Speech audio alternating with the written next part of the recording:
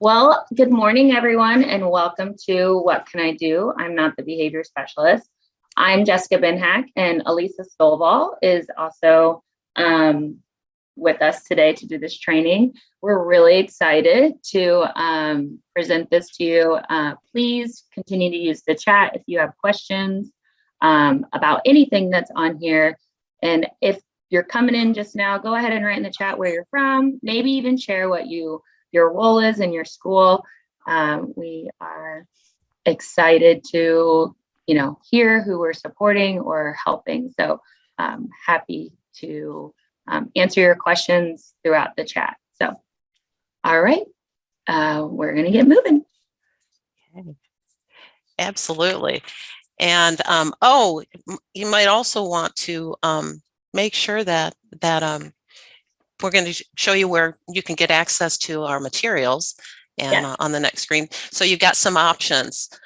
You can use the QR code, or you can click the link that's on your screen, and that will take you to our Padlet. And there you'll find not only the PowerPoint and the materials from today that we reference, but there's a whole plethora of other resources that we'll touch on across our time together. And you might want to bookmark it. It'll be a place that you can come back to. It will be live. As long as we can keep, keep it online, and so you can share these resources with your colleagues as well. And it's like Alisa said, it's always there. And if anything, we're just updating resources that are on there for you all to use. Last night, I sent you guys an email with a guided notes document. You don't have to use it. It's just another way for you to kind of follow along during the presentation. And it's also like a good engagement strategy to kind of get your kiddos, especially some of those struggling learners, to participate in the instruction or the conversations that you're having. So if you would like to use that, you're more than welcome to. It's also on the Padlet too, if you're watching this at a later time and you want to follow along. Fantastic. Well, one of the things I like about the session that we're doing today is that it's really not necessarily focused on those of us who've had training in behavior, or we've worked for a long time in understanding and managing and teaching learners that have behavioral struggles. This is really for anyone who just, we all have students that cross our paths that, have some behavioral needs, or some need for supports actually around their behavior, particularly in the school setting. And so these are things that, we're not going to go deep into the history of learning and all of that. We're really going to share some strategies and ideas and concepts that, anyone can use, or with just a little more information and reading and kind of considering your own situation, you might be able to take and use pretty quickly. So you don't have to be the behavior specialist to have an impact on learners that you have in front of you. So you can keep that in mind. We're not going to get real heady into the science of behavior. We're just going to talk about what can work in our settings in schools. Actually, I use them in my home as well. So as we get started, and you may be rounding up some materials yet, I want to give you our working definition for our time together. Behavior. Behavior is actually, it feels like it should be a verb, but it's actually a noun. It's the way that someone interacts. It's a response to a particular situation. So there are times when it seems like, I don't know why you did it. It just happened. And we were going along beautifully doing this learning activity, and boom, something happened. And then, I was chasing him down the hall, or, the book went flying, or he put his head down and stopped working. Well, behavior is always a response to something in the environment, something internal in a student, or in a child's head, or an individual's mind, or a feeling that it's something that has a catalyst. And we want to remember that behavior is always communicating something, and we've got to figure out, what is it they're trying to tell me. Most of the time it's not about me. Something else is going on, And so again, the tools and things that we're going to share with you this morning can help with that, but we're going to frame everything around remembering that behaviors is a response to a particular situation or environmental change or piece or something that we may never even know. But we can still do something to be proactive and to be supportive. So take a deep breath and know that it's going to be okay. It sure is. All right. Oh, and do you want to talk a little bit about this, Jessica, or do you want? Yeah. So there are a few things that we can do to support our kiddos. There's kind of 5 tenets, and we'll start right here with building relationships. I know that we've all heard that for the past however many years in education, that relationships are kind of the foundation to, engaging and meeting our kids where they're at. So I know you've heard it 100 times, but it's still something that's very important. So that mutual understanding among, even your colleagues, teacher to teacher, teacher to learners, and the learners and between learners and learners is increased. That's so important. All of our learners, but especially our struggling learners, whether it's academic or behavior, when they feel more community or build relationships with their peers, then their educational experience is enhanced and more enjoyable. And then in turn, behaviors are often reduced. That classroom community piece. So we've talked a lot about community, and something that I've noticed or had conversations with about community is that the pandemic removed a lot of our kids from schools for a period of time. And so building back that community of just being there with their peers, with teachers, and being back in the school is something that we're going back to rebuild because it's not been consistent. So it really is that space composed of learners. They all have a sense of belonging and coming together. The idea of everyone belongs here. So we had a lot of work, or maybe you've done a ton of work already to get that community built back up in your school. The third tenet is relevant and engaging activities. This is we've learned a lot about that. We've always talked about how our activities are moving towards how can this connect to the students' individual interests? How can I get them excited? Why am I learning this, and how does it affect me? So it's really important for us to understand our kiddos and making sure that the content or the learning that we're facilitating is interesting and they can connect it. It brings that attention, looking at curiosity, interest, optimism, all those pieces. I know I've sat in classes even in college where the content was just kind of read to me the whole time, or that the notes were read from. That's not engaging to me. And it was really hard for me to learn in that classroom.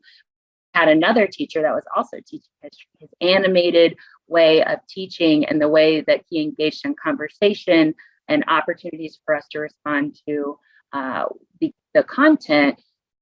It was a completely different experience, and I was excited and interested in what was being taught. Yeah, and it's hard to believe that the content I teach isn't riveting to all of my students, but we do have to find something to hook and bring them in, or to understand that, this is just a path you're going to have to get through. And I'm here to help you do that too. I know it's not your thing, but it's a necessary piece of your learning requirements. So, but it's something that we have to work at, definitely. Exactly. The next ones are showing that unconditional positive regard. This is something that you guys have had. This past few school years have been very different. And there's been a lot of different stressors that have come on you as educators. So being able to kind of come back to those kiddos and having that unconditional positive regard, it's really hard to do, especially when you've had a stressful school year. But going to respecting that learner as a human being is huge. They have their free will, and when we're operating under the assumption that they're doing the best they can, we're giving that positive regard. I think of it in ways of, if I've messed up, or how a parent or someone you love treats you. If I've messed up, when I come in again, there may be a conversation, but they still love me. And our kiddos, especially when we're trying to build those relationships and bring them back to the community and the school, it's really important that when we welcome them back, even after something, has gone awry, that we still have that unconditional positive regard. That doesn't mean that we're letting them off the hook, but we're not building, a wall or holding grudges towards our kids. Yeah, it's kind of like in coaching, if you've coached a sport, I know the two of us have.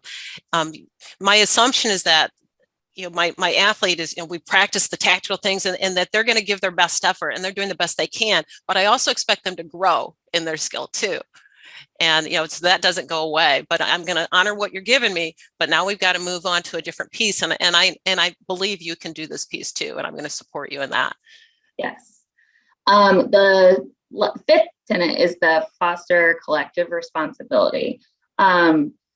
Basically, teachers in an academy consider themselves responsible for a group of students' growth and development. So not their kids, not my kids, they're our kids. As a team or a community around these, our students, we are all responsible for their success, in their educational experience. So when we all are in on our students, then we all are taking part in improving their educational experience, and they're more supported. It's, I belong here. I feel safe and supported here. I know that I have people around me that want me to succeed. Yeah, absolutely. Yeah. And then, I think I skipped you, Alisa. You just That's all right. That was good stuff. I was actually thinking back to in my early years of teaching, which is the dark ages for some of you that don't know me.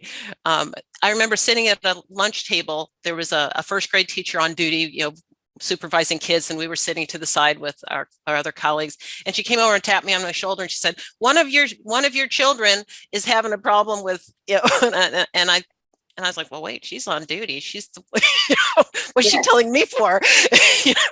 But, we didn't have that connection of, these are our kids. She expected me to get up and go over because I had students in a special program, well, you're still a first grader and he was eating lunch with the first graders, but we had to work on that so that it wasn't mine and yours. You had special training to do this work, the triggers for these kids. No, they belong to all of us, and I can help you learn to get to know them better. But this is a shared responsibility. So, we're going to talk about relationships and investing in them. We're going to spend some time doing that. This is my favorite part of teaching and learning, the ways that we can do that. And I'm sure you could fill the chat with all the different types of things that you do to connect to students. I'm not going to read this slide to you because you can come back to some of these strategies and you may be familiar with some, but my top three would be getting to know your students away from the classroom. And that doesn't mean I go to every activity in the community, but if I get a chance to go to a play or to a musical, I'm going to comment about that with the kids that I saw that were performing. When I get back to school, if I have an opportunity to notice that there's some activity going on out in the community that we've got a kiddo involved in, I'm going to make sure that I say something that's a piece of a connection that we can build on later. They don't have to know me. They don't have to know that I'm the teacher on the L wing of the building, but they know that I'm a teacher at their school and I saw them someplace else, and that builds connections. Celebrating successes is another one of my top three. It doesn't have to be a ginormous event, but if you did it, you got it, woohoo! I noticed, and being genuine in that. And when you do that consistently, kids know, and they recognize that, and then they start to, success breeds success.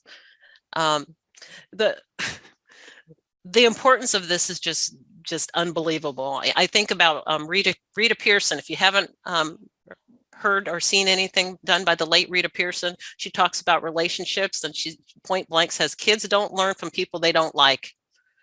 And I would add that they don't learn from people they don't know either. And I felt a little convicted about that. So I decided I was going to build my connections just with kids that weren't in my classroom, kids that were outside of it, acknowledging students' presence. And that goes a long way. Sorry about that. No, perfect. So what are some ways that you encourage those relationships and those connections in your building? And think about whether it's teacher to teacher. Some of you are in large buildings where there's lots of staff. It might be student to student. How do you get your students to engage with each other and build that relationship? Or among your colleagues, teachers to teacher. So think about it a moment, and then what can you drop in the chat to share with us? What are the types of things that you're doing currently that can build those relationships, make those connections between kids?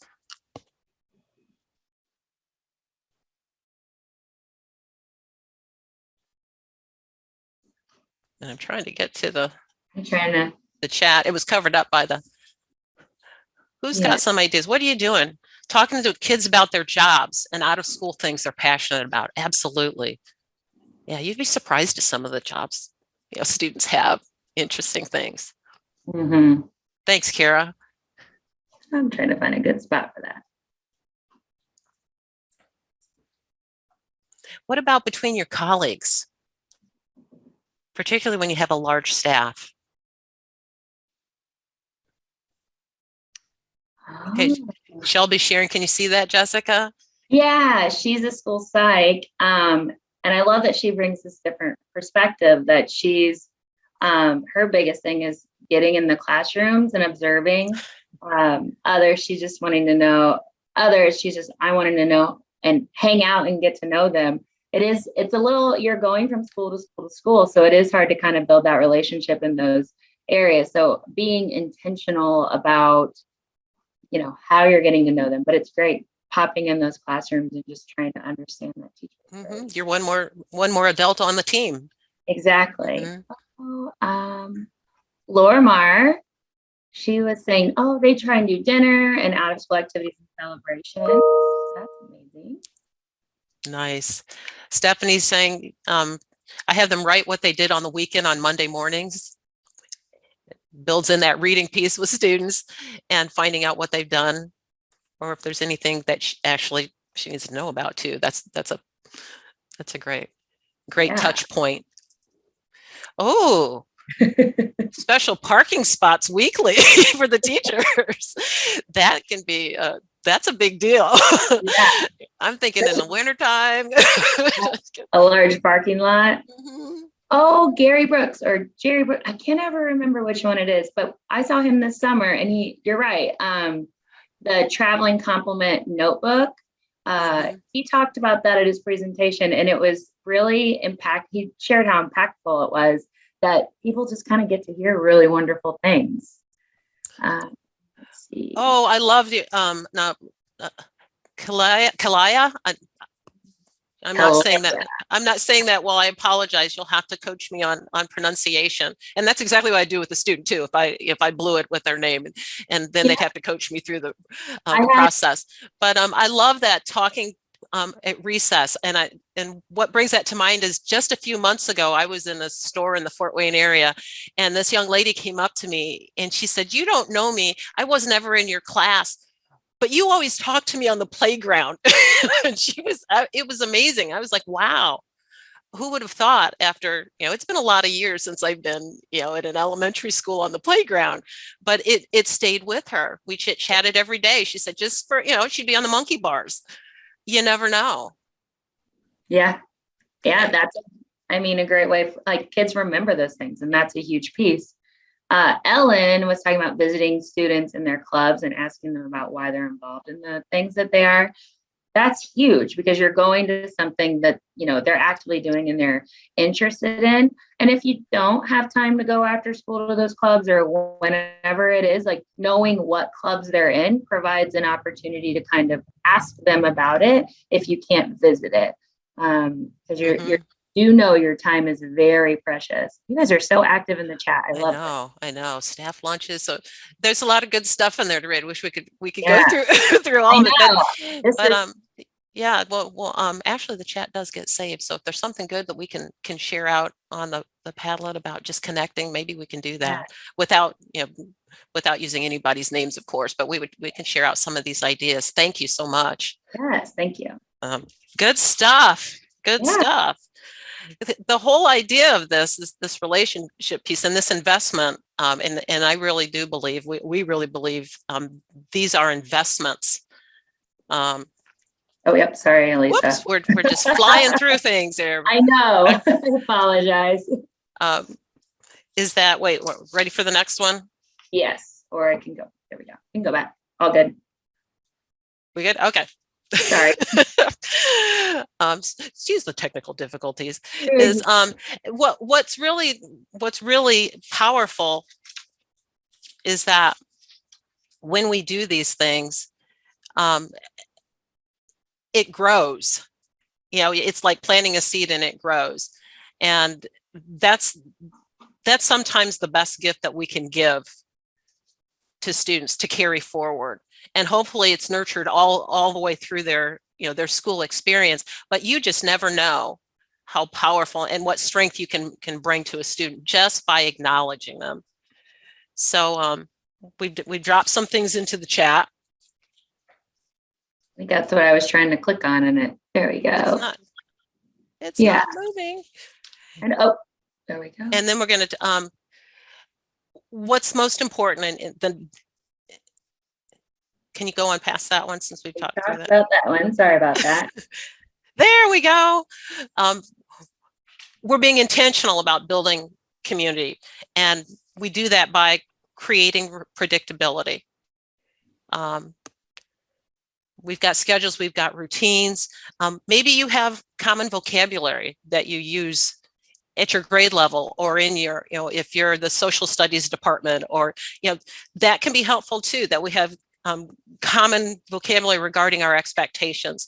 I've been in schools where they don't dismiss students with, okay, it's time to go to your next class. Music came on. And when the music stopped, the students had been taught that they need to be in their next location. It's just what they did. They didn't have to give the verbal, and they taught that to everybody that came in the door. It was just kind of a cool way to move around, and depending on the music, you could move with a little, hitch in your step, or, it might be something a little bit, quieter, but it worked for their group. Active supervision. I love working the crowd. I was an administrator at a junior senior high, and I came in after the year started, and I didn't know names, but I knew faces. I worked the crowd every day. And so I knew who was supposed to be where. Even until I learned names, at least I could make contact with students. Just work in the crowd, and that proximity is important. And we've already talked about, again, the importance of pronouncing names correctly. You can do a lot of damage to a child if you don't say their name correctly, or if you shorten it to a nickname and they don't want that nickname. Okay, so we have to be very careful about those things. Of course, about teaching and modeling your expectations. We do that all day long, every day. But as you do that, and when you move to the next slide, it actually shows you want to be really careful to give not just what the no is, but always give an example of the yes. Students taught me that one again too. I learned a lot of lessons from kids. You keep saying what you don't want me to do. What do you want me to do, Mrs. Stovall? Okay. And being very clear with that, and then giving feedback, kind of like the coaching thing again. I don't just say when I'm working with my athletes, that was a great relay. We talk technically about what they did on each exchange, and how it looked, and what it was supposed to look like, and how well they did, or what needed to be improved. So, we give explicit feedback. Setting students up for the win. I'm skipping to the fifth one because I know you talk about expectations and pre-correction, but setting students up for the win. At the high school level, I had students that didn't participate in discussions. They would put things on paper, but they wouldn't speak out in the group. I would give them a couple of answers. to the discussion questions we were going to have the next day. And then I say, you know what, here's the information. Here's the response I'm looking for. Think about it. Think about how you might put it in your own words. And I'm going to call on you tomorrow in class. We need to hear your voice. If they panicked, at the last minute, I said, you can give me the high sign that, you're not, you're not ready to do it. And that's fine. I'll move on to somebody else. And we agreed on what that sign was going to be. But giving students the opportunity to kind of participate and build their level of or sustain their level of joining in on their own, because some weren't ready to do that, even at the secondary level. I know I'm in meetings where I hesitate to speak up. Sometimes I feel intimidated. We can set kids up for the win with some of our content just by building that confidence. Okay, and then another really important one in my book is reminding students that sometimes it does take hard work and that they've done that before. They have done things that have been very hard. Maybe you specifically know what some of those things are, or you can help them identify. If you're going to football practice on the community football team, I know you're working hard out there. You're taking hits. That's hard work, and yet you go back and you do it again and again, and you're enjoying it. You know how to work hard. Let's focus on what is working hard here in my class going to look like for you. Okay, be specific and give that effective speed or feedback to them so that they can grow that skill, because working hard is a skill to be developed. And we're all in this working together. We're in the same community, we're in the same classroom, and we're all working on these things. All right. So what we can do is engage our kiddos, and we kind of talked about that in that previous slide. So when we do engagement, it really puts that idea in their head of like, my being here matters, and going back to community and relationships. So our goal is to create that environment and we want our kids to engage with us, increase that engagement with the instruction or the relationships, engaging with their peers and learning activities. Why do we want to do this? Research shows that academic achievement goes up, but expected or unexpected behavior decreases. Because if we tell them why they're learning something, setting small goals with them, and then, providing instruction or feedback during that time, then behavior typically goes down because they're understanding why they're doing that, how they're doing that, and where they're going. So they know the purpose of their learning. So some engagement strategies, I won't read through this word by word, but I'm going to go over it. So explicit instruction, we talked about earlier about procedures and expectations, and those need to be explicit of what your kids need to do. So that goes along with behavior as well. Our learners must understand the relevance of their task. And I touched on that earlier. How does this connect with me? What am I supposed to do? The three big questions around engagement is where I'm going, how I'm going, and where to next. So that's where am I going with this? Why do I need to understand it? How am I going to get there? So some of that is even those little benchmark goals, like, okay, I've made it to this part of learning this concept. How am I going to get to the next one? And then once I learn it, where am I going? So really kind of breaking that down and making sure that your kids understand that fosters more engagement. Learners are participants in their learnings, and they're not receptacles of an instructor's knowledge. So we really have to start providing opportunities to respond. Nonverbal opportunities such as like thumbs up, thumbs down, or in the middle, or you could do a pre-assessment with this to 5. How comfortable do you feel with this? Or what do you know about it? Oh, I know nothing. Or all the way to 5 of like, I'm an expert. I don't even need to be in this lesson. There's all kinds of different ways to, like, you could do choral where you have choral response with them, team or group where they work in groups or they're moving about the room with partners. With those opportunities to respond, there are procedures and expectations, and it has to be taught how to do those things. But those are key ways to get your kiddos engaged in the learning, engaged in their environment. If you're putting those in, trying to increase your opportunities to respond. It's really important to practice them. And when you practice them, you don't have to practice it with an academic activity. It can be practiced with something during your community circle or in your whole class that's kind of fun, like a get to know you, a fun game or something like that. Because when they're engaged in learning the process with something that's not, academic, if they're not there yet, then you can teach that process and that procedure, and then you can use it during academic. So you guys know your kids, you know what they need. Start where they're ready. You can always go back to, if you start with verbal and they're not ready for that, you can always go back to nonverbal. So implementing those 3 types of response is huge for engagement.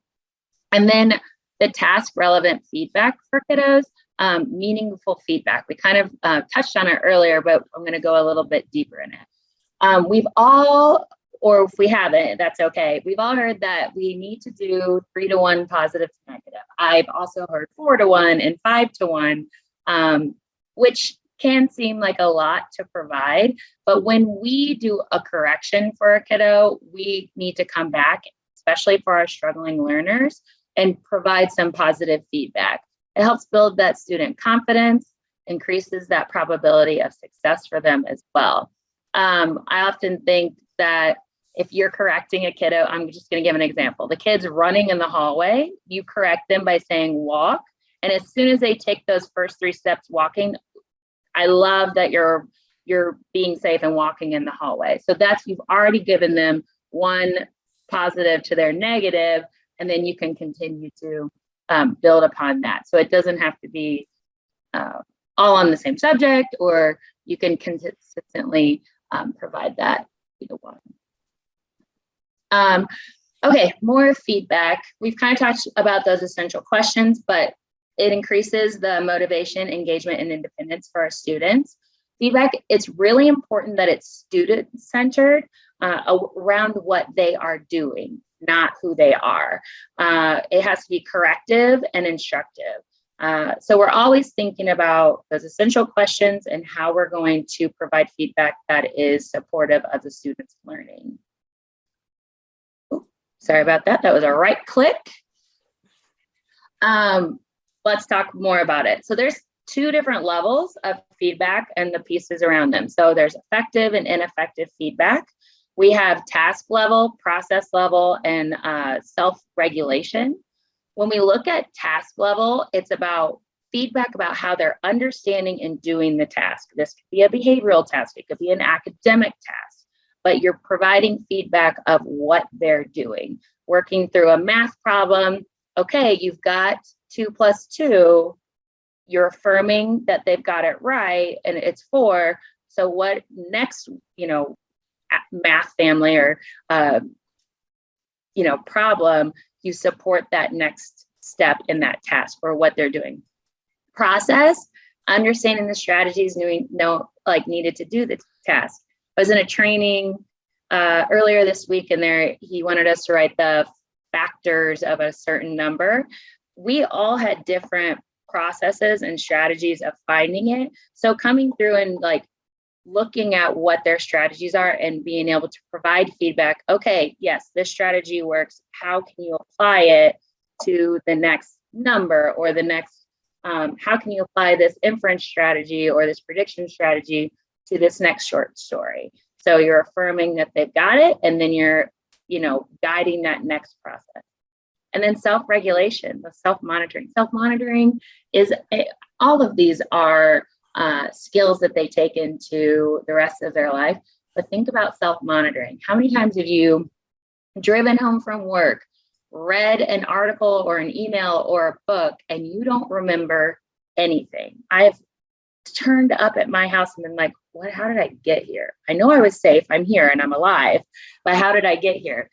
Self-monitoring is kind of going back and saying, okay, I don't remember anything that I read. I need to go back and reread it. Or I know that I'm understanding this part of the math section, but I'm not getting this and I need more instruction or I need more help. So guiding students to ask those questions and providing feedback of, okay, I know what I I do understand this is where I need to more support. And then we go into that ineffective feedback, the self level. It's evaluative about the person. So like, you're so smart, you're a hard worker. That's not saying like that, like you're hard worker at what? If you tell me I'm so smart all the time, that doesn't tell me what I'm good at or what my strength is. So we need to be really cognizant of the way that we are actually providing feedback on what the student is doing, not who they are. All right, so here's this is a chart that we're going to build on, and I drop into the chat.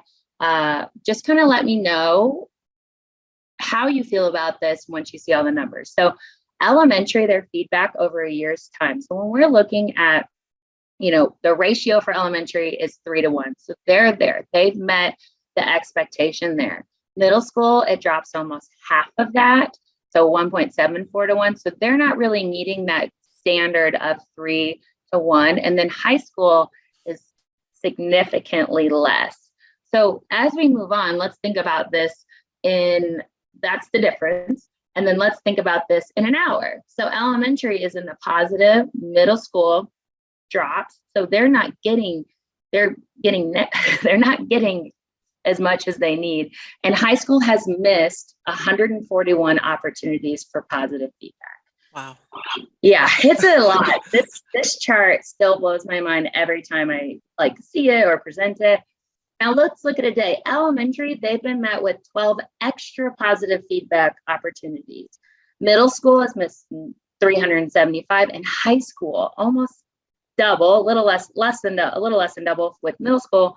They're at negative 705 opportunities for feedback. We have something in the chat too. And then, okay, let's look at a month. Yeah, very elementary is in the positive. Middle school drops significantly. Think about that. If our middle schools aren't getting that positive feedback consistently, then they're not building those relationships, the community, understanding their learning, understanding their behavior, understanding their learning process, their goals, all of those pieces.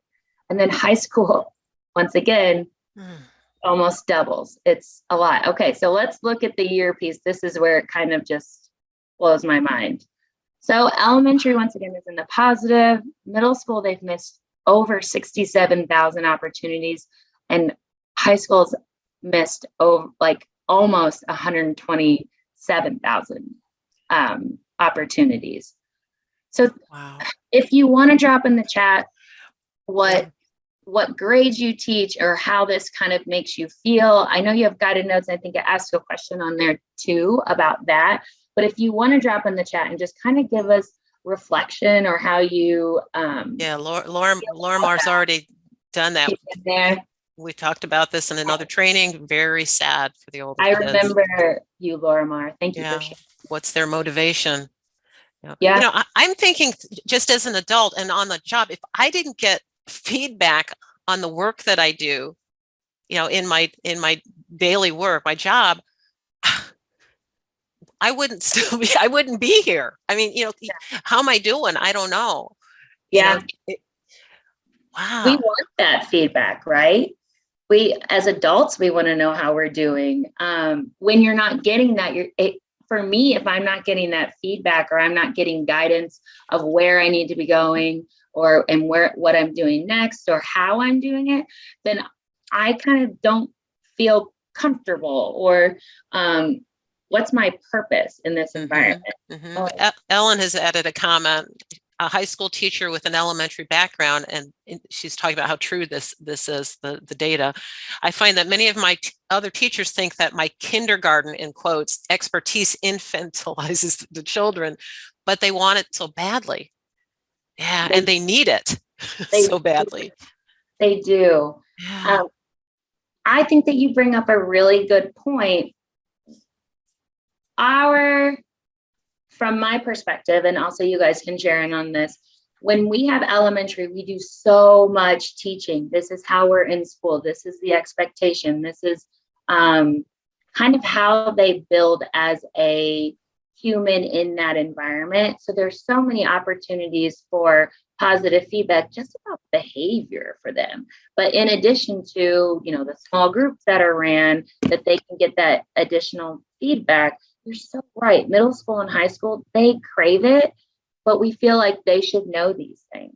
They come in here with those skills. I shouldn't have to provide, and this is kind of a barrier. I shouldn't have to provide that feedback because they should already have it. Yeah, Allison has commented something along those lines. How do we have time for positive when we have to redirect so much?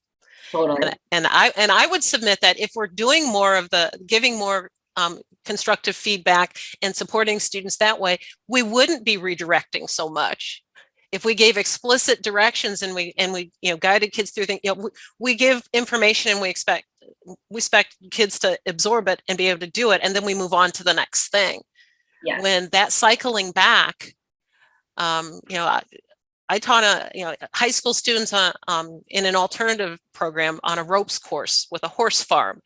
They were responsible for taking care of draft horses.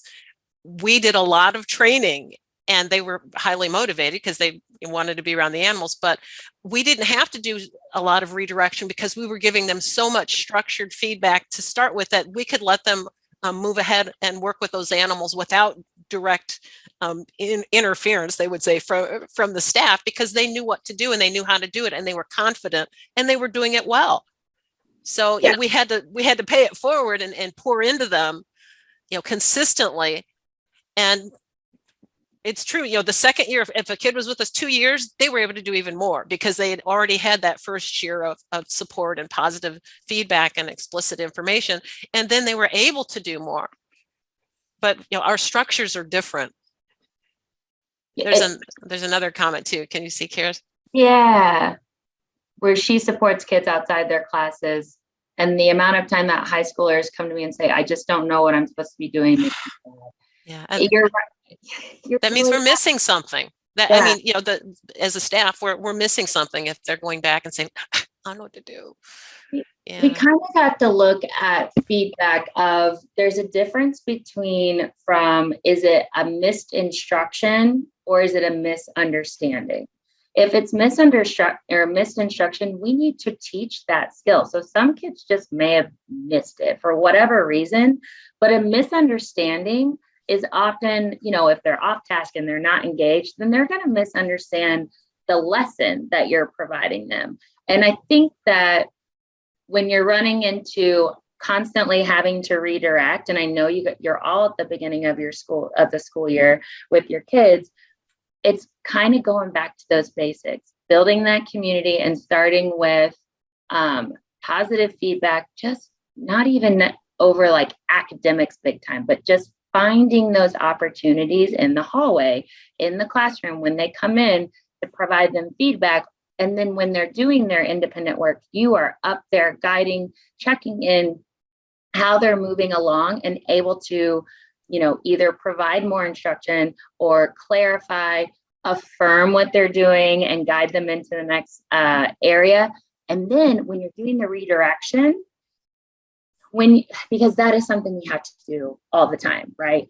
When you redirect them of saying like, Sally, turn around in your chair. And once she does it, if they're in high school, they may not want you to be like, great job, Sally, or, sitting in your chair. It may be that smile, that's positive. It may be a thumbs up, that's a positive.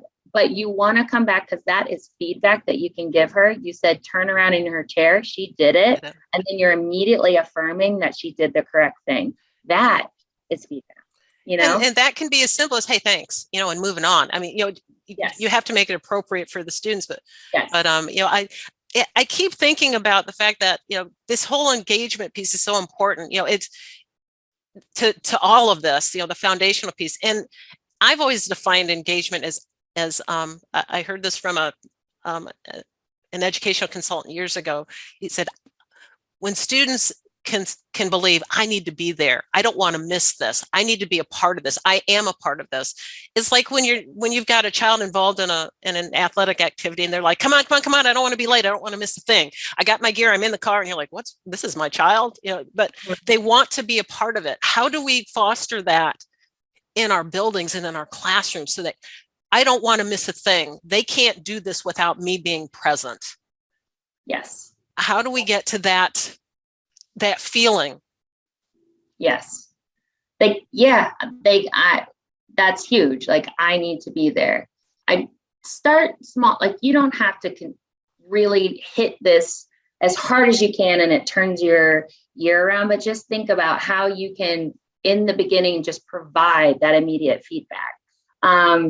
Or how can you build that relationship between those kiddos from the time that they're in your classroom, or the time that they're learning? All of these pieces is important. So, but you don't have to do it the whole period. Feedback is during kind of that independent time, and you really want to push those opportunities to respond, which is an engagement piece during your instructional pieces. But yes, I don't want to say it's difficult, but it is a practice, and we'll talk about this later, a way that you work to improve your practice in this, so that your kids improve their academic achievement, their behavior. But yes, redirection is something we have to do all the time, but affirm that they did the right thing. That's coming in with that positive. It lets them know. One thing I do want to say, and I think I might hit this in a minute, is that when we provide feedback, which I talked about, kind of like the corrective, we all talked about that, reinforces those expected behaviors. But when we do correction and we don't come through with an instruction or an affirmation, it's negative feedback. So when you don't follow it with that, that's when you say, Sally, sit or turn around. That doesn't feel good, whether Sally knows that she's supposed to be facing the front, and it doesn't really it doesn't feel good. But when you affirm that she did the right thing, it kind of helps bring back that relationship piece between you. You're acknowledging that she did what was expected. We have to have this understanding that our kids, we cannot come in thinking that they know exactly how to be the perfect student. I don't know that they've always ever been the perfect students, but especially the pandemic, a lot of them, their skills are lacking. Haven't learned to be a student. Exactly. and many times they haven't learned to be a student in my classroom, what my expectations are and what I need from them. And until I provide that, behaviorally, I always lead with instruction. I assume they don't know what I need for them to do if I haven't seen it. And if they're coming in, I'm not going to be condescending, but I'm going to go over my expectations. This is what it looks like here when we're together in Ms. Stovall's class. And once I've shared that with them, if they don't do it, then I'm going to reteach it. I'm going to, it may not be the long lesson again, but I'm going to remind them about this is what I expect. And it may be corporate to the whole classroom. It may be individual to one student. Say, I need you to do this. And then thanks. Great. Thanks for getting, now we can get back to the real work, or, whatever we've got going on in our class. And, leading with instruction is critical, making that assumption that, nope, they don't quite have it. It's just like coaching. I'm coming back to coaching again. I don't give the four guys a baton and say, run around the track and hand this to each other. We've got to explicitly practice it over and over again. I give them feedback about, where their hands were and who ran out of the zone and all of that information. And then we keep coming back to it. And I think that brings on a good point. It's like when Alisa's even talking about that coaching piece of, we keep coming back to teaching that skill or that expectation, but she doesn't have to explicitly teach it or provide as much explicit or specific feedback for them once they've got it. She can give them a thumbs up or clap her hands when they're passing the passing the baton correctly. So we have, for our struggling learners, we need to provide that explicit feedback, and it needs to be on what they're doing. But once they've got it, just that minimal reinforcement is fine because they've got it and they know that they've got it. But acknowledgement that they're still doing the right thing is so important with our kiddos. But just being mindful of those pieces. Yeah. And we've got, a response saying, I'm just that lack of responsibility, tired of it. And, sometimes students know, how to sit in their seat, and there's a lot of choosing not to be responsible. Yeah. How, when do I get to expect respectful behavior without a reward? It's so, okay, I'm going to put this, that's a really great question. And I absolutely love that you brought it up. Affirmation of doing the right thing. I don't think it's a reward, right? So if you have this excellent lesson in math and your principal is doing a walkthrough and they see it, she says, that was an excellent lesson. I loved how you did this, this, and this. That's affirming. You weren't rewarded with the mascot dollar or the golden ticket or a raise or anything like that. She just let you know you did the right thing. So I understand, and I was actually watching a TikTok last night where they were talking about PBIS and those things. When we think about the communication, the language, the tone, and how we affirm what our students are doing when they're doing the right thing, then we continue to build that relationship in that community. When we can't just expect them to do the right thing, the application of the skill is not there. So we have to continue to support it and guide it and let them know they're doing the right thing. I hope that was helpful. Yeah, I would never want to be in a position where I assume I know the motive behind somebody's behavior. Mm-hmm. Because in 35 years of working with kids with behaviors, I'm going to guess wrong, probably close to 100% of the time. I don't know what you don't know what I'm bringing to the table today. Mm-hmm. And I don't know what's behind you and what's going on, in your world either. We're expected to come together and be professional and do some things together. But I can't assume that I know. I've come to the place that I believe that the majority of the time, kids are giving me the best that they have in the moment. They may have learned how to communicate clearly, but if something's happened just before they came to me, or there's something coming up that they're anticipating that's going to be difficult, that may impact how they interact with me, though we've never had a problem and things are, they know my routines, and I can't assume. No. And all I can do is reestablish my expectation for them gently, or it may mean that there are consequences for what's happened. Those things are always clearly shared ahead of time, but it's not easy. But I cannot know what you're bringing with you, and I can't assume. No, not at all. And if that behavior is consistent, you're constantly redirecting the same kiddo or a few kids, when you're teaching those expectations behavior, that's a whole class that you're teaching, but you may have to come back to that kid or have those private conversations with those other kids and reach what's going on. How can I help you? This is really impacting our learning, and building that relationship with them, because when they feel like, okay, she cares, this is kind of impacting everything, hopefully that helps improve their behavior. But when they hear redirection after correction, which feels like negative feedback, it's not bonding you guys.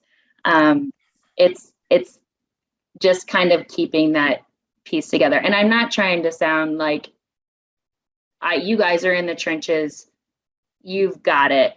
Just trying to give more ideas or clarification. And I hope that's helpful.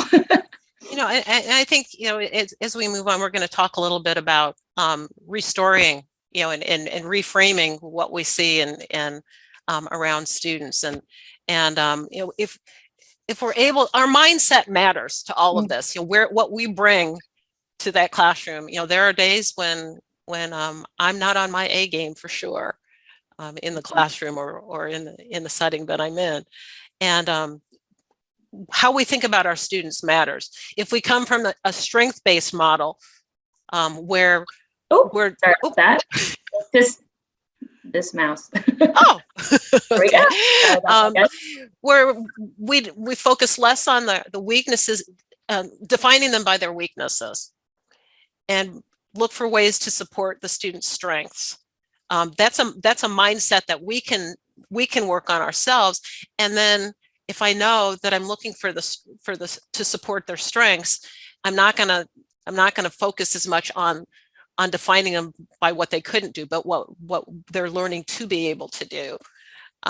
Restoring students, reframing perceived deficits as strengths, or just valuing differences in students. You know, what is my expectation of, the perfect student? Probably doesn't look like anybody else's.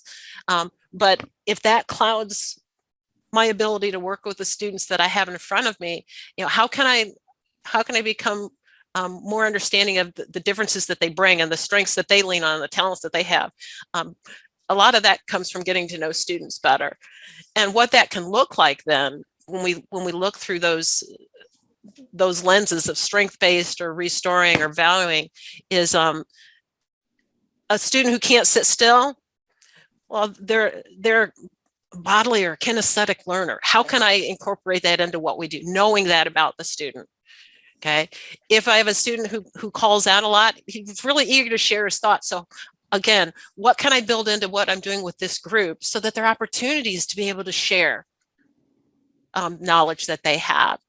If I have students that are very, he runs around the room, well, he's physically active. How do I build into what I'm doing the opportunity to burn off some energy? Or what can we do to help that student be successful, knowing that they're physically active, but they're going to have to sit in this class or this setting for the next hour and a half? How can I support that differently? Knowing that up front, it's not a problem.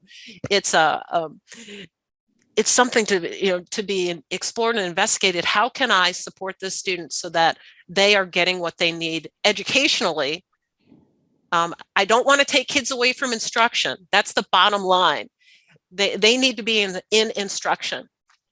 How can I support those learners where they are to bring them to a place where they can get what they need from me academically as well, given their strengths and what I might perceive as a weakness, which may well be a strength for them. If they have attention issues, do I build in student-centered tasks from time to time? Because sometimes my teaching is about me. My teaching style is about me, and I have to remember that I've got to be able to engage all of the learners that are within my responsibility. So it may take some work on my part of reframing and restoring and taking a look at how can I provide this information in a way that all of my students can participate in it. And how do I change that up to support them and their learning needs and meet the requirements that I have for the instructional pieces? And just kind of going off, like, that's huge. In elementary, some of you guys may be departmentalized. We all know that intermediate, middle school, high school, they're moving from class to class. If you're we have those kids that it's a struggle, and reframing and restoring them is important, but talking to other people that interact with that kid, a team that you can just kind of ask questions and taking tips from them or providing guidance and support to them is also helpful, because when you're restoring and you're reframing this student and you're doing everything you can to support them, but if they're entering the school because they're tardy again and someone says, oh, you're late again, they haven't restored, they haven't reframed that student, and that's not setting them up for success. So yes, it is, you are doing this, you are working to do these things, but it's important that the people around that student or interact with that student are also working to reframe and restore that student. All right. There we go. So, Elise, you're still up. Oh, There is a tornado siren. Oh, Okay. dear. Yeah. Be safe. Yeah. All right. Investment and prevention. What do we do? So, Alisa, you're still here? No, Nope. Go ahead. Go ahead. Okay, great. You're I was fine. just making sure. Okay. No, So you're there are 3 points to intervene. Yep. There are 3 points to intervene with behavior. So we have the before it happens, which is an antecedent. We have while it's happening, which is the behavior, and then after it happens, which is the consequence. Not necessarily a negative consequence, just what happens after. Remember, behavior is communication. So, like it's hard, how do we figure this out? So, like I talked about earlier, kind of moving towards how do ask yourself and your team, and what we touched on, Alisa touched on earlier as well. Like, is it a skill?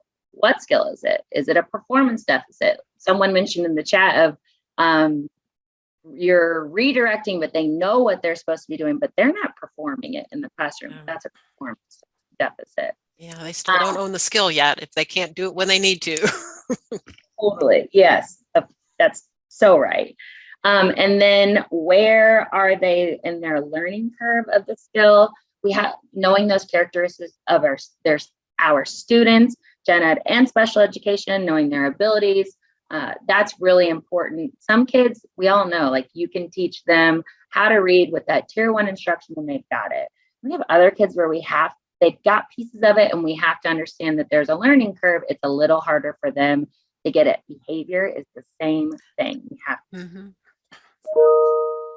Have they been taught the skill? Have they practiced it? Right. So that's the instruction. Is it instruction or is it misunderstanding? If they haven't been taught the skill, we can't assume that they know. And if they've been taught it, go ahead, Alisa. No, and the next step of that is if they've been taught it in one setting and they've got it and they don't have it in another setting, then that means we need to continue to teach it in different settings. Yes. Yeah. They don't own it yet, but it may be that they're still on the road to it. Exactly.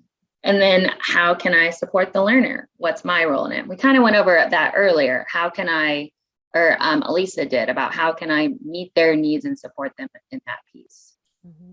And this is all part of our responsibilities. This is the package of teaching and learning. All right. Alisa? So we've talked, we've kind of touched on some different strategies for, some that you're familiar with, some that maybe you want to explore a little bit more. How do I use active supervision in my setting? What's the difference between a prompt and a reminder? How do I establish a routine? How do I use praise as reinforcement? How do I keep myself calm, cool, and collected? Fred Jones, take 2 deep breaths and turn regally before you address a student. We actually practiced that in a training session with him once long ago.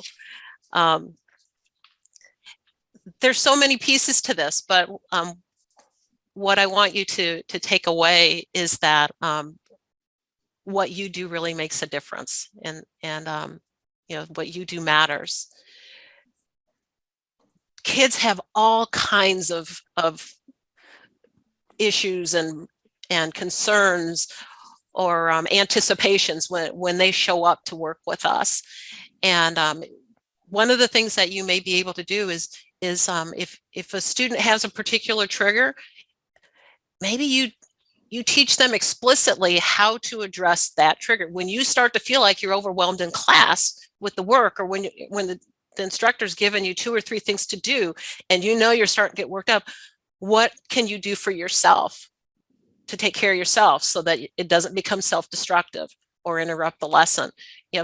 We can explicitly teach kids to do things.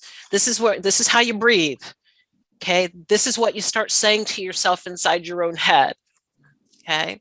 If you've got students that are struggling and it's in class and it gets worse when other students are an audience, teach your whole class a privacy signal.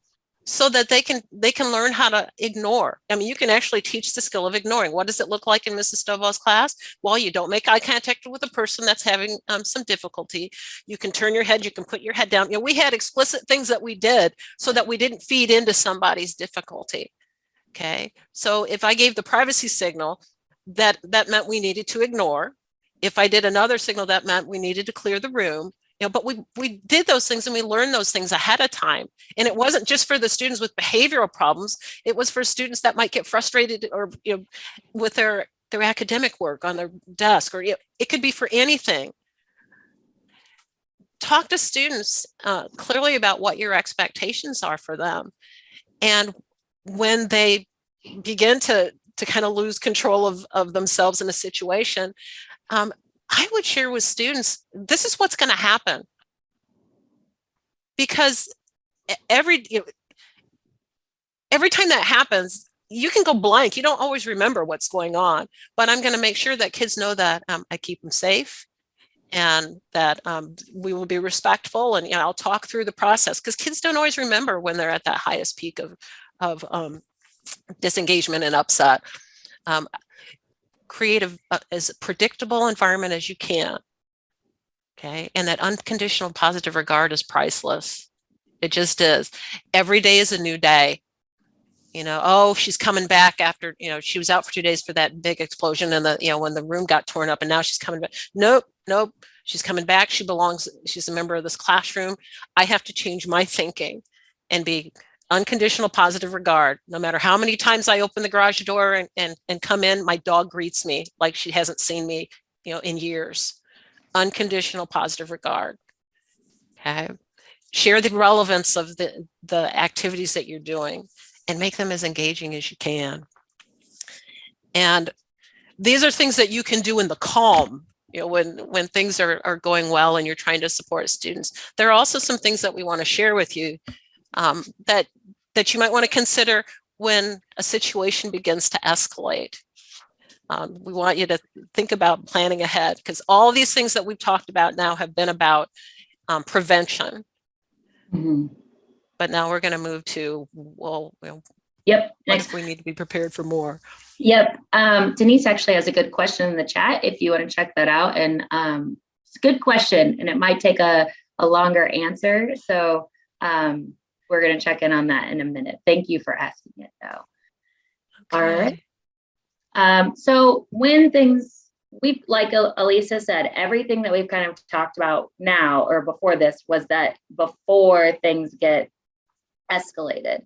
So you may have seen this escalation mountain is what I'm going to call it, how the whole escalation goes. So there's calm, and then a trigger. So something happens where it can lead to agitation, where, and this is so predictable. This is what it looks like.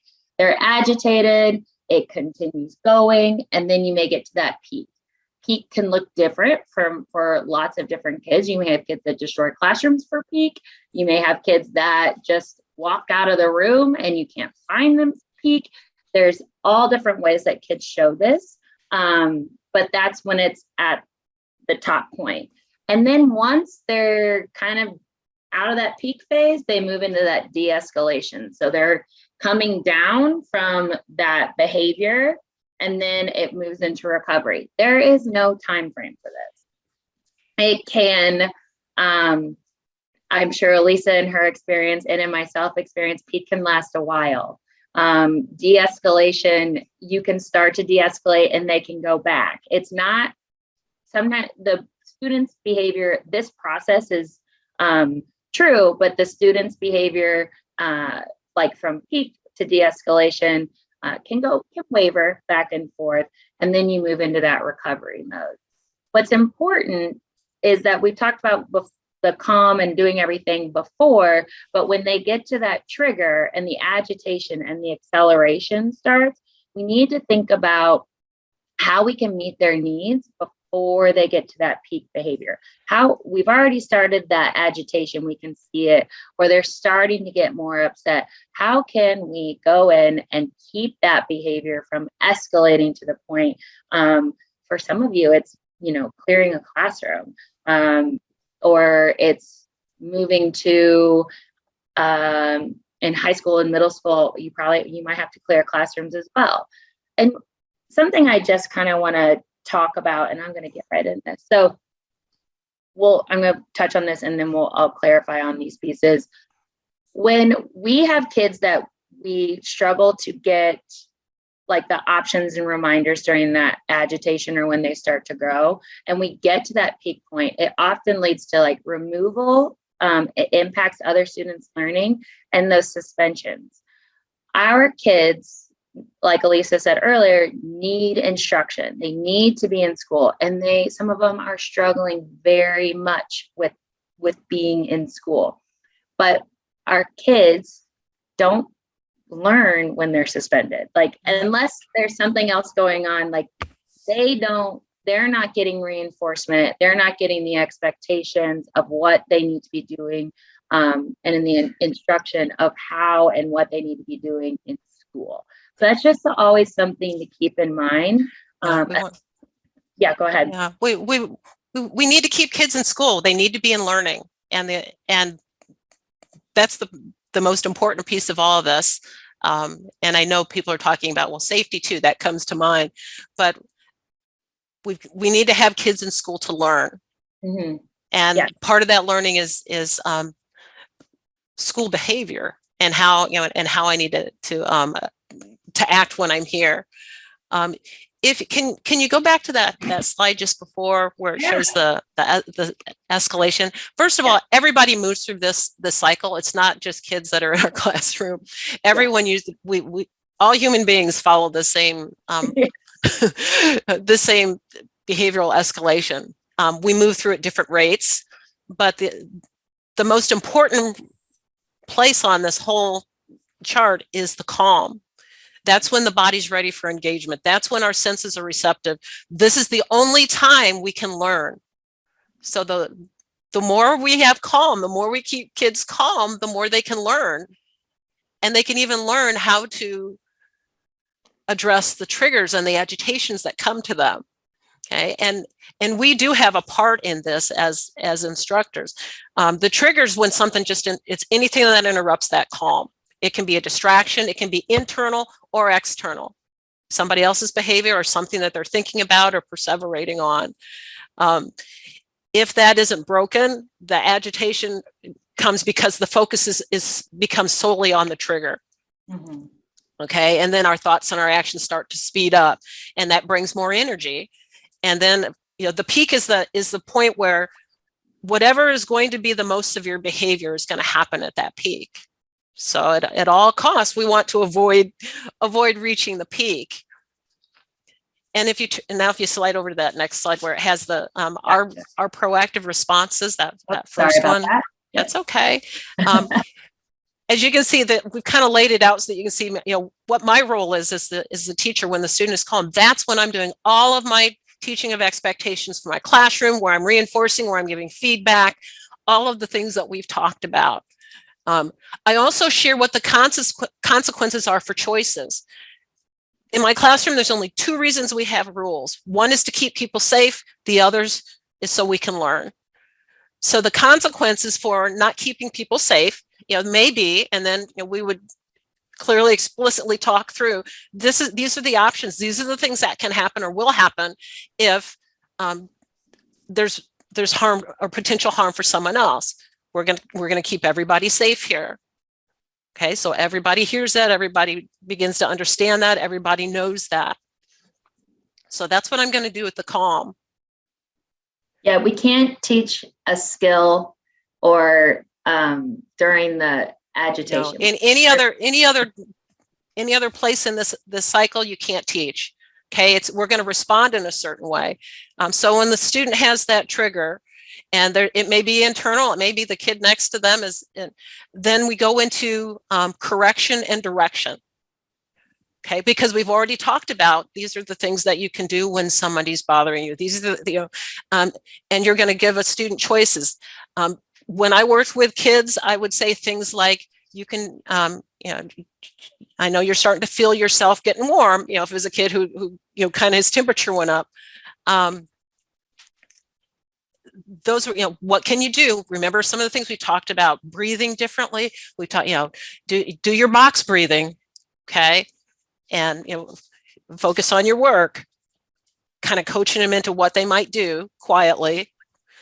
If it continues to escalate to agitation, then I just, I have to remind them that, you can be as angry as you want to be, but you can't hurt yourself and you can't hurt anybody else here. Okay. You can't hurt yourself, can't hurt anybody else. Okay. My responses are going to become shorter because I don't want to feed into the agitation. I want the student to kind of de-escalate. My responses are going to be matter of fact. I may already be at a point where I've asked for some privacy. I probably would have already given the signal for the rest of my students that they need to keep their heads in their work. Okay, I'm not looking to clear a room yet, not, because I don't want to make this bigger than it is until we have to go straight to safety. Because if that agitation, there's still the opportunity to kind of settle back down. There is. Okay. If that doesn't work and they move from agitation on to acceleration, now my job is different. I'm not trying to teach. It's not about teaching and learning more. It's about staying calm and keeping everybody safe. So that acceleration, the student is becoming more agitated or more verbal. Maybe they've left the area that they were to be in. That's when I'm going to start bringing my voice down, and I'm going to move other students out to get them someplace safe. So and that would be a plan that was already in place. I'm not thinking of this on the fly. Actually, everybody in the class knows this process because we talked about it. We talked about what happens when somebody gets upset. So it could be any of them. They know that. And they know that the same thing's going to happen. Ms. Stovall is going to do the same thing each time. I'm going to keep people safe. And we're going to speak in calm words, quiet tone, not going to chase anybody, not going to get loud. We're trying to, because when you start chasing, somebody runs, and then, that's not safe, right? Yeah. They can get hurt.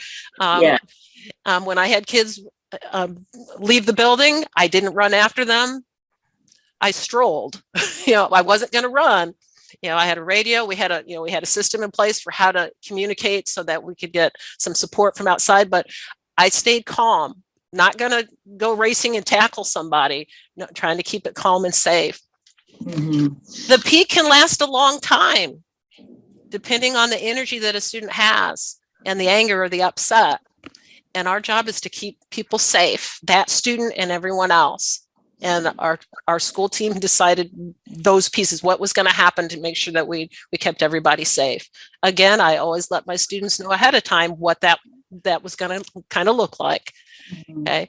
As they start to de-escalate, that's a really important time. It's not the time for me to start chirping at them about what they did and the consequences. Nope.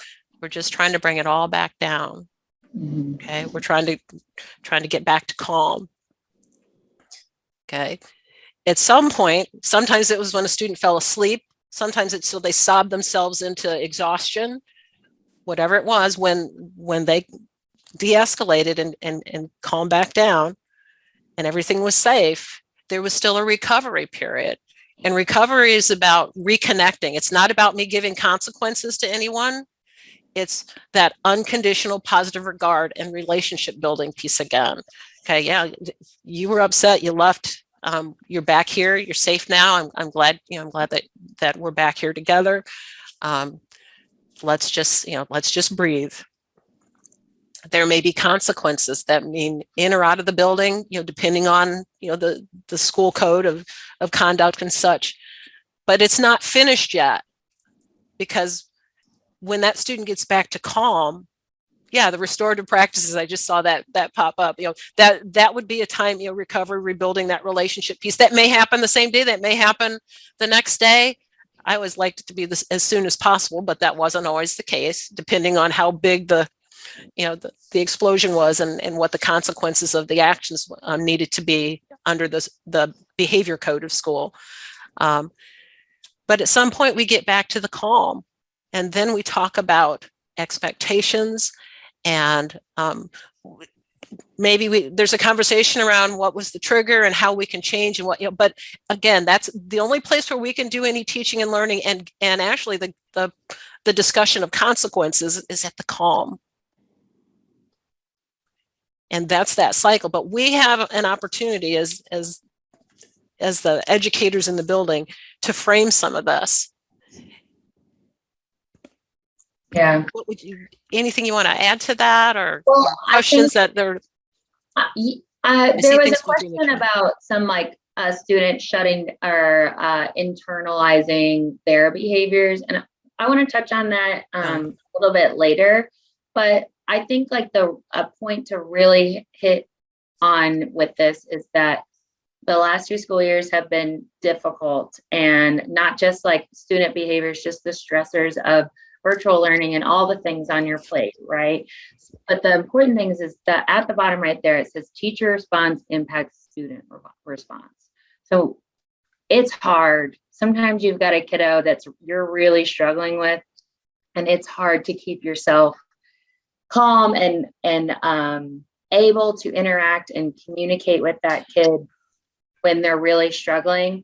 But when we escalate, they will often escalate. So it's important to try and keep your calm and ask for help. Like if you're like, I can't, then you ask. Yeah. Absolutely. And that should be part of, you need to have a plan for that. Because, if you've got a kid who's running around the room during instruction, I was just reading through that example, and they're ignoring and it's not working, that's going to be frustrating for the staff too, and you've got to know when it's time to tap out and somebody else, addresses or helps, supports you in some way. Yes. So that you can't, because behavior change is hard and it'll get worse before it gets better. And we've got to be able to stay with the change for the long haul. Sometimes with kids. Yeah. The more that you can take care of yourself and have support, that allows you to be able to help the student. And what that looks like depends on the setting that you're in and the resources that you have around you. But I wouldn't let that stop me from asking for, I need some help here with this kiddo. We did have something in the chat they wanted to hit on restorative practices. That's actually towards the end of our presentation. So we could talk about it now. With that reentry piece, do you want to get the reentry piece and then we can jump in the last 5 minutes? Let's go where if you want to move ahead, that's fine. The restorative practices is very much connected to the reentry mindset, right? So, and I'll touch back on some of these pieces. So when we prepare for reentry, the student has been removed, there's been a peak behavior, we have to prepare to bring them back. And this is part of that restorative practices. So thinking about how can I reconnect with that student after that unexpected behavior? How can we repair the harm? And how can we implement this process effectively? You can do this in your classroom, and this can also be something that can be done school-wide. But the implementation of this process, some of it you can do on your own, but you may have to work with someone else in the building. Maybe it's an administrator to help you implement this process. If you need to step out of your classroom for a conversation or a meeting, someone's going to have to take over. So there's a process to do that, but this is so big for our kids because it's that kind of like that feedback. So things that we want to work on through restorative practices is we need to listen, effective communication, and curiosity questions through these restorative chats. What happened? How can I help you? What was the trigger? What did this, what's our next steps for this? So when we communicate with these kids, we want to understand what was behind it. And all of this has to be done with that calm piece. If you're still very upset with that student, you're not ready. Both parties have to be ready to engage in this restorative practice process. If 2 people are escalated in it, it's not effective, and you're not going to use effective communication. So one of the part of these is apologies. We've all had those kids who are like, go say you're sorry. Well, if there's nothing behind it, then that effective, right? But apologies, there's a huge power behind it. I won't go through all of these and read them, but thinking about how understanding the real issue, how it feelings on both parts, it creates that dialogue piece, and then it fosters that repairing the harm between the parties. But then we have to come in with that understanding and forgiveness, that unconditional positive regard. How can we accept that student back into this environment and love them through it? That's what I used to say. Another behavior specialist used to say, or she said it first, but it would be a rough day, and we would say, I'm going to love you through it, because that's what I have to do to be an active and positive part of this process. So apologies are huge. We don't just do apologies for whatever. They have to have a purpose. So restorative practices in your classroom, private teacher, learner conversations during agitation check-in. But if it doesn't peak that much, having that conversation with those kiddos is so important. Maintaining the teacher-learner relationship. Restorative practices help build that back, because it's kind of like the correction where it kind of breaks that relationship or puts strain on it. But when you work to maintain it, that kid, they're changing the way that they feel, or the way that they interact, or the way that they come into your classrooms. Like I said, use a team, support personnel to help with that cool off time or that conversation piece. And then you need to do a staff debrief so that everybody can understand what's going on. So everybody can have that collective responsibility in helping kids be successful and have a positive learning experience. And then the other piece is maintaining that accurate, factual incident documentation. That is all very important, because it can look at patterns of behavior, and we need to document what happened, and it needs to be on facts. Not, I feel like this happened. What happened before? What triggered this student? What was the behavior? It needs to be factual and very accurate. And like I said, the unconditional positive regard. So these are some restorative questions that sounds like, let's talk, what happened? What were you thinking about? And they're not accusatory questions. And this is all in the calm, de-escalated space. Like, hey, what happened? So you're using I want to understand, I want to make this a better situation for you, and I want to support you. And it feels like acceptance. I'm not accepting that behavior. I'm understanding that behavior. It happened, and I'm going to work for us to move past it and improve how we act, move to make that relationship better. And hopefully the behavior should start to decrease. But just our kids can have those peak behaviors. It also impacts the community within the classroom. So, you have that kiddo that's a little rough, like off the wall, then you're struggling, like it's impacting the community. But when you can build that relationship back with them, and then they can start to build that relationship back with their community as well. Trying to make sure we get these restorative. Yeah. Terry's video. Yeah, this is just kind of bringing it all together. Yes. Dr. Terrence Scott, who's worked with us in Indiana for quite a few years now, shared this video on the why of, why is it so important for us to work so hard to keep kids in school, to address behaviors and keep kids, in instruction and learning.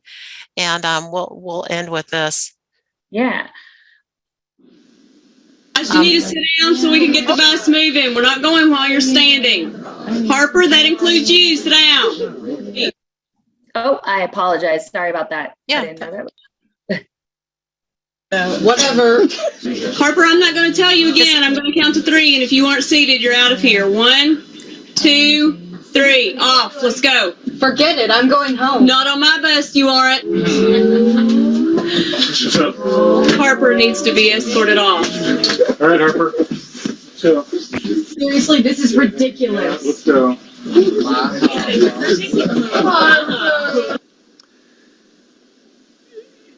There are these kids out there, like Harper, that if I'm being totally honest, I'd have to say, I kind of enjoyed watching her get kicked off the bus.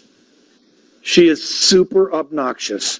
You say something to her and she says the snottiest, surly remark, and there's a bit of satisfaction in going, bye, Harper, but like the other kids are. But what if I say, Harper gets kicked off the bus occasionally, and when she does, she doesn't come to school for a week, and she's already failing a lot of her classes.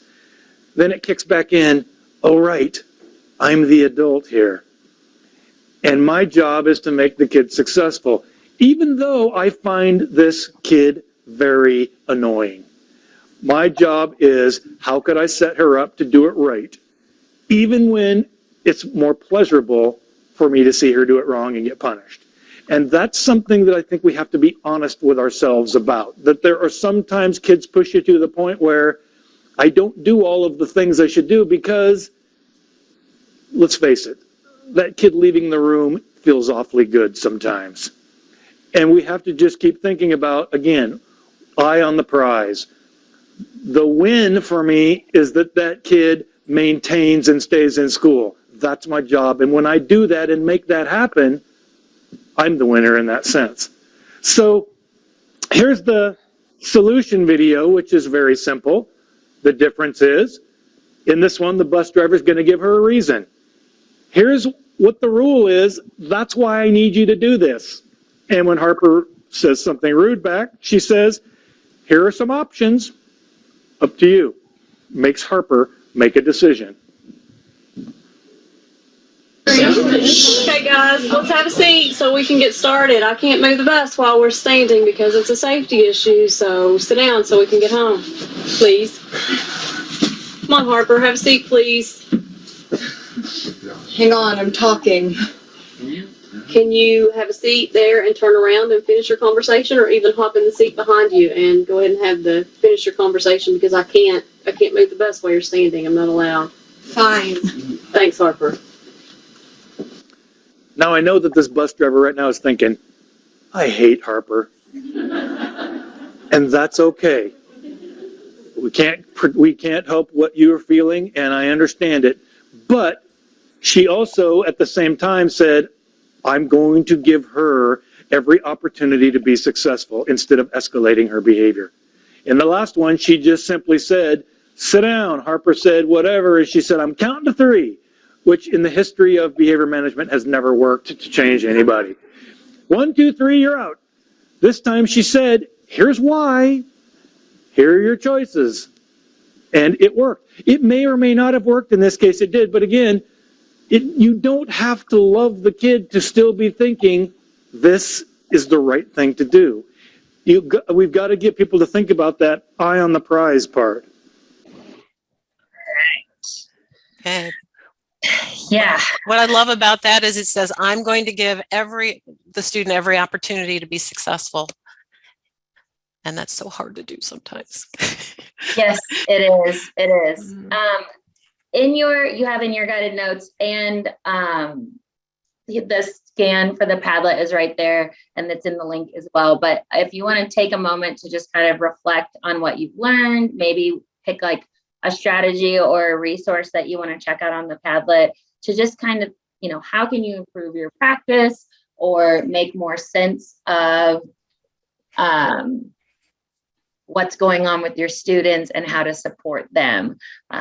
So this ran over a little bit, but we appreciate you guys joining us today. We had a few questions in the chat. If you have a moment to stay on, we can address them. If not, I will figure out a way to help get some ideas and answers to people.